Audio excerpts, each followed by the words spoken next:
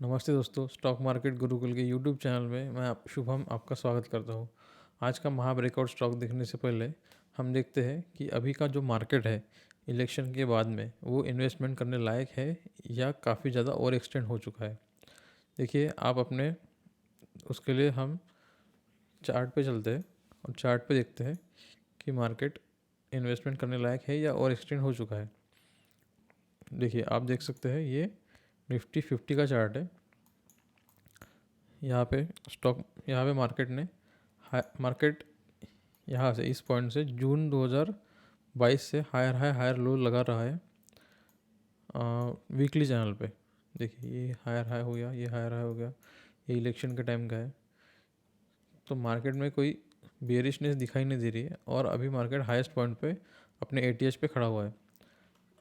अभी देखते हैं निफ्टी 500 का चार्ट।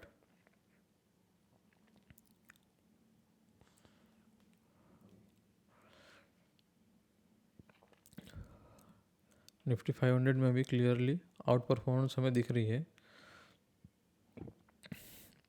यहाँ पे भी जून महीने से वीकली में हायर लो लग रहे हैं।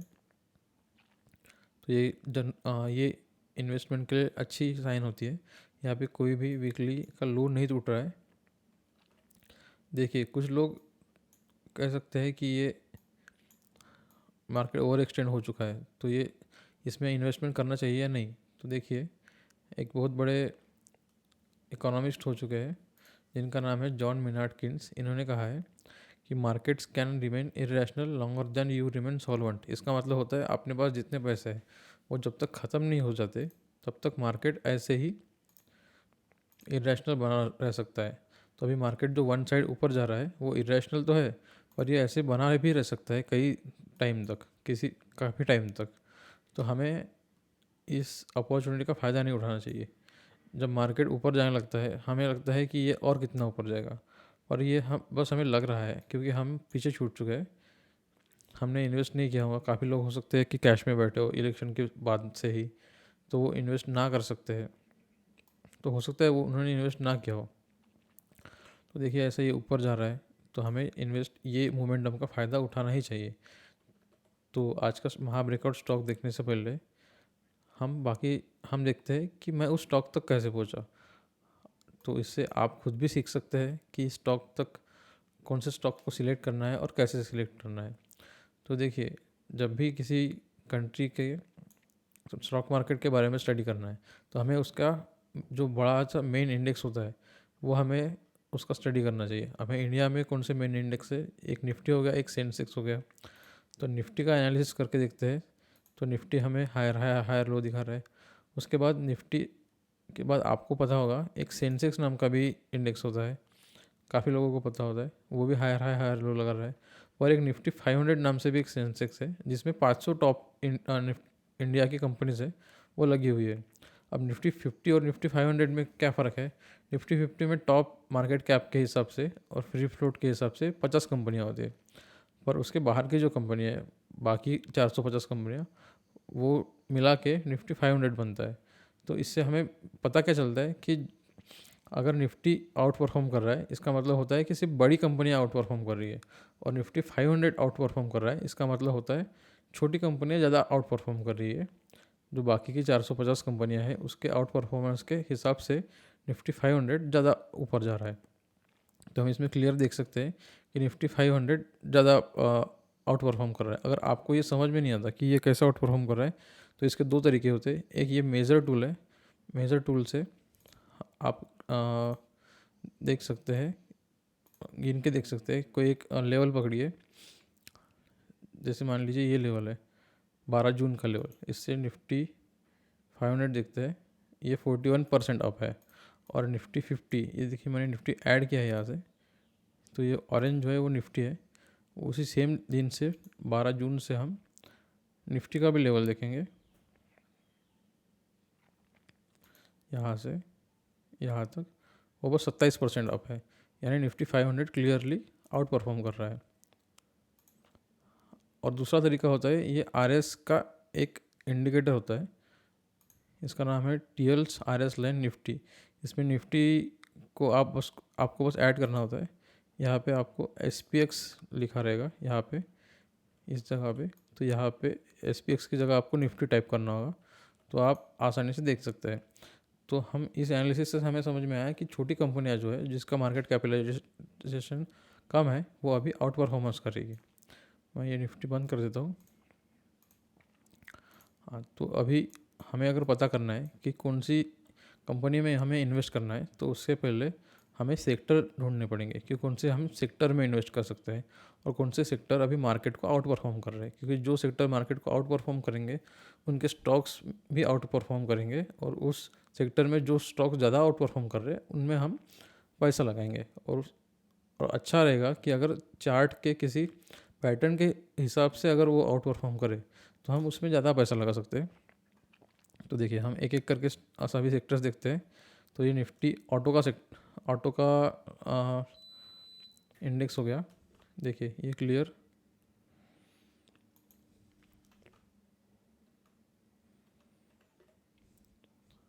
निफ्टी ऑटो में क्लियर आउट परफॉर्मेंस है, और यहाँ पे भी हम आउट परफॉर्मेंस देख सकते हैं।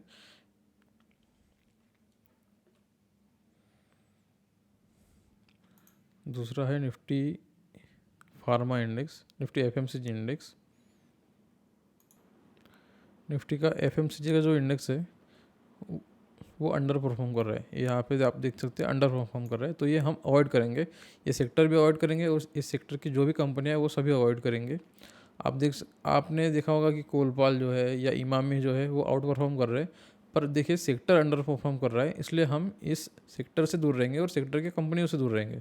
जब सेक्टर आउट परफॉर्म करेगा तब हम इसमें जो स्ट्रॉन्ग कंपनियाँ हैं वो हम उसमें इन्वेस्ट कर सकते हैं। अब आप कहेंगे कि तो कोलपाल जो है या कोलगेट पामोलिव या इमामी ये अगर ब्रेकआउट दे रहे तो क्या हमें इनसे दूर रहना है? जी हाँ, हमें इन कंपनी से दूर रहना है क्योंकि सेक्टर अंडर परफॉर्म कर रहा है। अगला सेक्टर हम देख सकते हैं, अगला सेक्टर है निफ्टी मेटल, सॉरी निफ्टी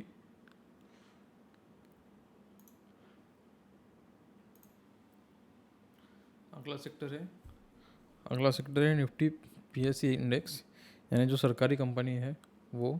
यहाँ पे हम क्लियर आउट परफॉर्मेंस देख सकते हैं, स्टॉक्स ये चार्ट पे भी देख सकते हैं और RS लाइन पे भी। इसके आगे निफ्टी मेटल, इसमें भी आउट परफॉर्मेंस है पर उतना नहीं जितना PSE में है। तो हम जो आउट परफॉर्मिंग सेक्टर है उसमें आउट परफॉर्मिंग कंपनी ढूंढेंगे जो चार्ट पैटर्न पे भी सही से हमें ब्रेकआउट दे सकती है। देखिए निफ्टी फार्मा, इसमें भी आउट परफॉर्मेंस है और यहाँ पे अच्छा ब्रेकआउट भी है। इस देखिए ये ब्रेकआउट का कैंडल कितना इम्पोर्टेंट है। अगला सेक्टर है निफ्टी MNC, यहाँ पे भी आउट परफॉर्मेंस है, चार्ट पे भी आउट परफॉर्मेंस है। अगला सेक्टर है निफ्टी एनर्जी,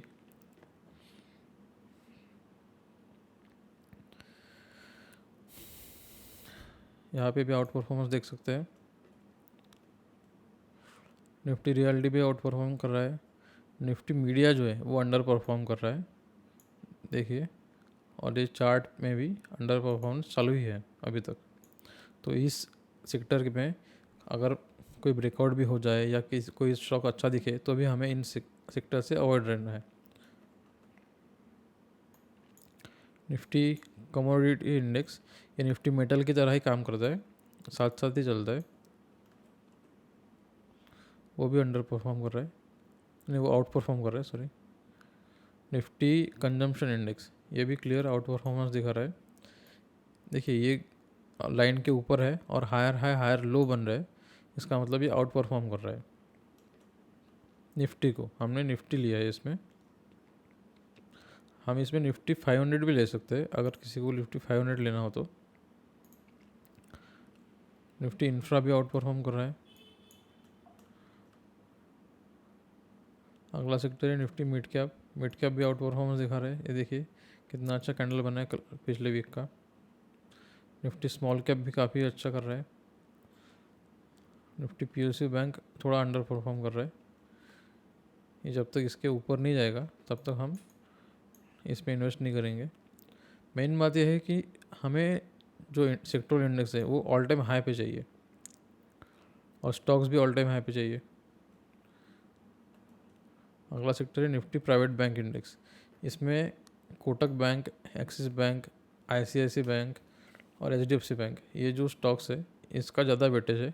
देखिए ये कितना अंडर परफॉर्म कर रहा है। आपने देखा ही होगा कि 3-4 सालों से HDFC बैंक और कोटक बैंक ये सब काफ़ी अंडर परफॉर्म कर रहे हैं। इसमें पैसे लगाए हुए लोग काफ़ी पछता रहे। तो हमें समझ में आ गया कि कौन से सेक्टर है जो आउट परफॉर्म कर रहे हैं। जैसे ऑटो हो गया, मेटल है, PSE है, फार्मा है, ये आउट परफॉर्म कर रहे हैं। इंफ्रास्ट्रक्चर हो गया और ये बिल्डिंग रियलिटी सेक्टर जो है ये आउट परफॉर्म कर रहे हैं। अभी हमें एक वॉच लिस्ट में ढूंढना है कि कौन से स्टॉक्स जो है वो आउट परफॉर्म कर रहे हैं। उसका यहाँ पे वीडियो लंबा ना हो जाए इसलिए मैंने पहले से स्टॉक्स बाहर निकल के रखे हैं। ये स्टॉक्स कुछ स्टॉक्स है जो आउट परफॉर्म कर रहे हैं, और तो कुछ में हम इन्वेस्ट कर सकते हैं और कुछ में नहीं कर सकते। और ये कोई एडवाइस नहीं है, ये बस मैंने एजुकेशनल पर्पज़ के लिए बता रहा हूँ आपको। आप अपने सेबी रजिस्टर्ड एडवाइज़र से पूछ के ही किसी भी स्टॉक्स में या किसी भी सिक्योरिटीज़ में इन्वेस्ट कर सकते हैं। तो ये देखिए कुछ स्टॉक्स है, जैसे मानिको स्टॉक है, अच्छा स्टॉक है। यहाँ पे इतने कंसोलिडेशन के बाद में इसने ब्रेकआउट दिया था और वॉल्यूम भी अच्छा था। दोनों चीज़ें हमें देखनी है, एक किसी कंसोलिडेशन चार्ट पैटर्न से बाहर निकले और अच्छे वॉल्यूम के साथ, तो हम उसमें इन्वेस्ट कर सकते हैं। पर मारिको जो है वो है FMCG सेक्टर का स्टॉक। ये इसमें मैंने इसीलिए रखा है कि मैं आपको ये बताना चाहता हूँ कि जो FMCG सेक्टर है वो अंडर परफॉर्म कर रहा है, पर ये स्टॉक आउट परफॉर्म कर रहा है और ये इसके ऊपर भी जा रहा है। पर हम इसमें इन्वेस्ट नहीं करेंगे क्योंकि सेक्टर हमारा अंडर परफॉर्म कर रहा है। दूसरा स्टॉक है हीरो मोटो का स्टॉक। देखिए यहाँ पे अच्छा ब्रेकआउट हुआ है, पर यहाँ ब्रेकआउट तो अच्छा है पर ये ऑल टाइम हाई पे नहीं है। यहाँ पे इसमें हम अवॉइड करेंगे इस स्टॉक को। ये इस लेवल के ऊपर जाए तो हम सोच सकते हैं। ये कोलगेट पामोलिव ये भी आउट परफॉर्म कर रहा है पर सेक्टर अंडर परफॉर्म कर रहा है, इसलिए हम ये अवॉइड करेंगे। हाँ, ये है स्टॉक का नाम ग्लेनमार्क फार्मा। ये है आज का महा ब्रेकआउट स्टॉक। इसमें देखिए पिछले बार इस लेवल पे 2015 में ये स्टॉक ने ये लेवल पे आया था ये स्टॉक, और अभी आज 2015 से 2024 यानी समझ लीजिए 9 साल बाद ये स्टॉक इस लेवल के ऊपर जा रहा है। तो ये क्लियर राउंडिंग बॉटम बना रहा है, और राउंडिंग इसे सॉसर्स पैटर्न भी कहते हैं, राउंडिंग बॉटम भी कहते हैं। ये सॉसर्स पैटर्न बना के ये ब्रेकआउट दे रहा है और ये क्लियर वीकली ब्रेकआउट है और कैंडल भी अच्छी है, तो ये क्लियर बाइंग साइन होता है। ये है आज का महा ब्रेकआउट स्टॉक। तो आप सेबी रजिस्टर्ड एडवाइज़र से पूछ के इस स्टॉक के बारे में आगे पूछ सकते हैं, इस स्टॉक में इन्वेस्ट करना चाहिए या नहीं। इसके लिए थोड़ा इसका फंडामेंटल एनालिसिस भी ज़रूरी है कि ये स्टॉक्स कैसा है। तो उसके लिए देखिए ये यहाँ पे आउट परफॉर्मेंस भी आपको क्लियर दिखाई देगी, क्लियर आउट परफॉर्म कर रहा है। अब इसमें एक दिक्कत है कि यहाँ पे वॉल्यूम काफ़ी कम है। ये जो वॉल्यूम का बार है ये काफ़ी कम है, इसलिए इसमें मैं थोड़ा सा सतर्क रहना चाहूँगा कि इसमें दिक्कत भी हो सकती है। तो देखते हैं अब इसका फंडामेंटल एनालिसिस करके। ये स्क्रीनर की वेबसाइट है, स्क्रीनर की वेबसाइट में आप जा सकते हैं, यहाँ पे सर्च फॉर कंपनी कर सकते हैं। यहाँ पे आप एक बार लॉगिन कीजिए तो बार बार आपको परेशानी नहीं होगी। यहाँ पे सर्च फॉर कंपनी, और यहाँ पे जो रेशोज़ है ये रेशोज़ मैंने अपने हिसाब से एडिट करके डाले हैं। यहाँ पे जो एडिट रेशोज़ करके ये यहाँ पे है, इस पर क्लिक करके आप रेशोज़ चेक कर सकते हैं। देखिए यहाँ पे मार्केट कैप दिखा है 27,000 करोड़, यानी मिड साइज़ कंपनी है। यहाँ पे ROC 12% है जो काफ़ी कम है। अगर 25 के ऊपर रहता तो हम इसमें ब्लाइंड बाय कर सकते थे। ROE जो है वो माइनस में है 32%। इसमें माइनस में इसलिए है क्योंकि इनका प्रॉफिट अभी नेगेटिव में है, और प्रॉफिट नेगेटिव में आने का रीज़न क्या होगा इनका, कि इन्होंने डेट पे किया होगा इसलिए नेगेटिव आया है। ये देखिए प्रॉफिट नेगेटिव में है क्योंकि इन्होंने डेट पे किया होगा। इसमें अच्छी बात यह है कि अपना ये डेट जो है यानी जो कर्जा जो है वो काफ़ी कम कर रहे हैं।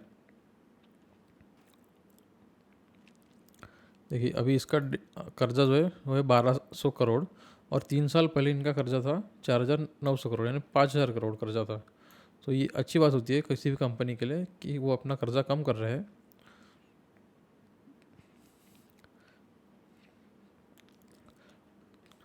इसमें आपको कोई भी जो फिगर है वो अच्छा नहीं दिखेगा, ये -9% या -654% प्रॉफिट ग्रोथ, क्योंकि प्रॉफिट इस बार नेगेटिव में आया है क्योंकि इन्होंने क्या किया है,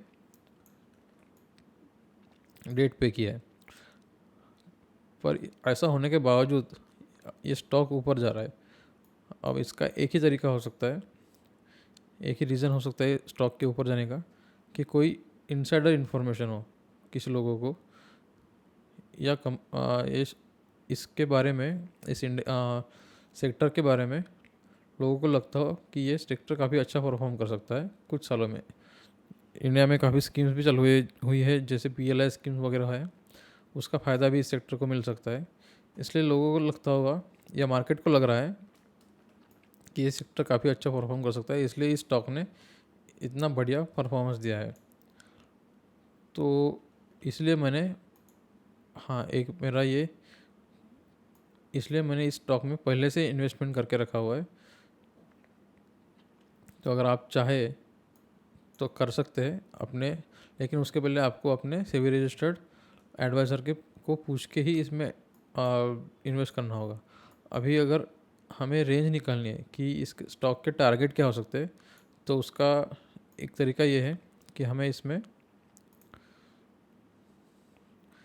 इसके जो नेक लाइन है, नेक लाइन से लेके यहाँ तक हमें मेज़र करना होता है, और ये जो लाइन है ये हमें ऐसे के ऐसे यहाँ पे ऊपर रखनी है, और इसका जो लेवल होता है, ये लेवल ये है 2366। ये 2366 इसका टारगेट हो सकता है इस बुक के हिसाब से।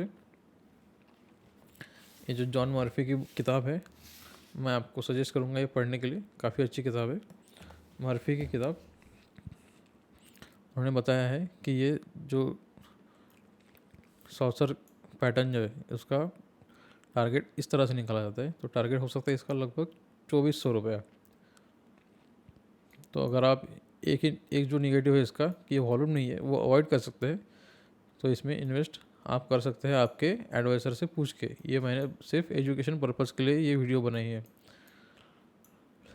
या फिर और एक हो सकता है यहाँ पे स्टॉक ऊपर जाके इसी लेवल को रीटेस्ट कर सकता है, और रीटेस्ट करने के बाद फिर ऐसे ऊपर जा सकता है। तो ये चांसेस भी पॉसिबल है इस स्टॉक में।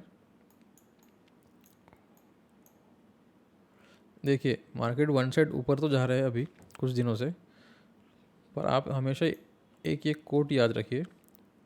एक कोट है काफ़ी फेमस, ये म्यूचुअल फंड मैनेजर रह चुके हैं, इनका नाम है पीटर लिंच। इनका एक कोट है कि far more money has been lost by investors preparing for corrections और trying to anticipate corrections than has been lost in corrections themselves. यानी करेक्शन के मतलब मार्केट ऊपर गया है, अब करेक्ट होगा, इस चक्कर में लोगों ने काफ़ी ज़्यादा पैसा डुबाया है या लॉस किया है, ऐसा इनका कहना है, जो कि पूरी तरीके से सही है। मैं अपने आसपास देखता हूँ